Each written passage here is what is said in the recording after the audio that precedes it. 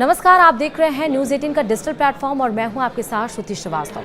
आप सभी को पता है कि उपराष्ट्रपति इस चुनाव में एनडीए कैंडिडेट सीपी राधाकृष्णन और इंडिया गठबंधन के उम्मीदवार सुदर्शन रेड्डी के बीच मुकाबला है। बीजेपी नीत सत्ताधारी एनडीए गठबंधन और कांग्रेस की अगुवाई वाले इंडिया गठबंधन अपने अपने उम्मीदवारों की जीत के लिए दावे कर रहा है। बीजेपी इस चुनाव को किसी भी तरह हल्के में नहीं ले रही है।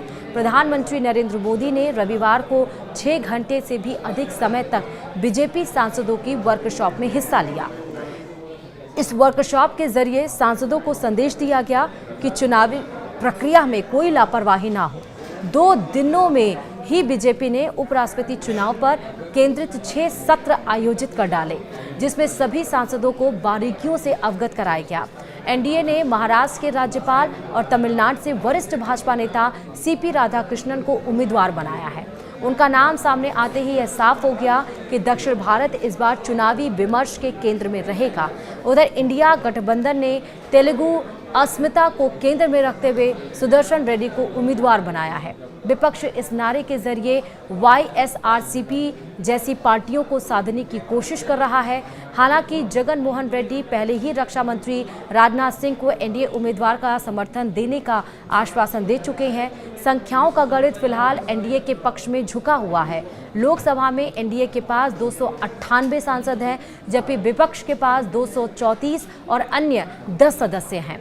राज्यसभा में एनडीए की ताकत 132 है, विपक्ष के पास 77 और अन्य के पास 30 सांसद हैं। ऐसे में कुल 781 सांसदों में से 392 वोट जीत के लिए जरूरी हैं। बीजेपी और बीआरएस जैसे दलों ने अब तक अपना रुख साफ नहीं किया है।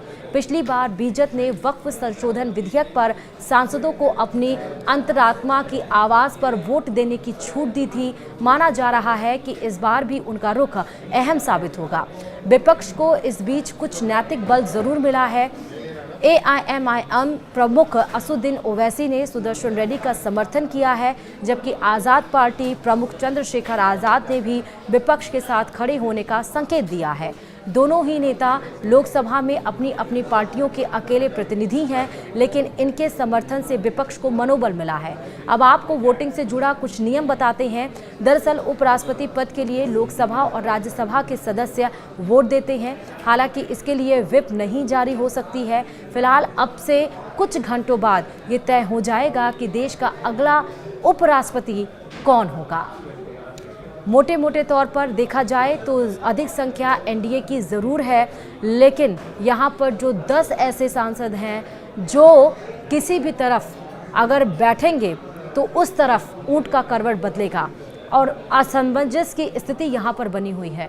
उन्हीं को मनाने के लिए एनडीए और इंडिया गठबंधन जुटे हुए हैं। देखना होगा कि कल क्या कुछ होता है।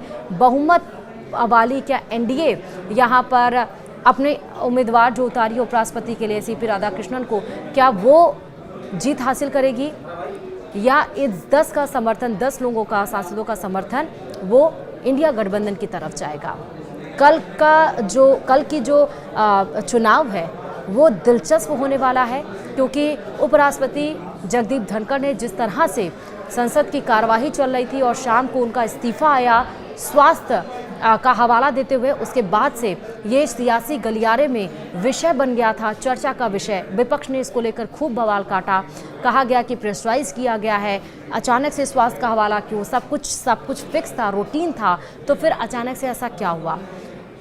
मौजूदा सत्ताधारी पार्टी ने कहा कि जो रीज़न कारण बताए गए हैं स्वास्थ्य का वही है। विपक्ष को ज़्यादा इस पर राजनीति खेलने की ज़रूरत नहीं है। लेकिन अब क्योंकि इंडिया गठबंधन और एनडीए ने दोनों ने अपने उम्मीदवार बनाए हैं, कल अब समय लगभग आने वाला है जब ये तस्वीर साफ हो जाएगी कि देश का उपराष्ट्रपति कौन होने वाला है। वीडियो में इतना ही।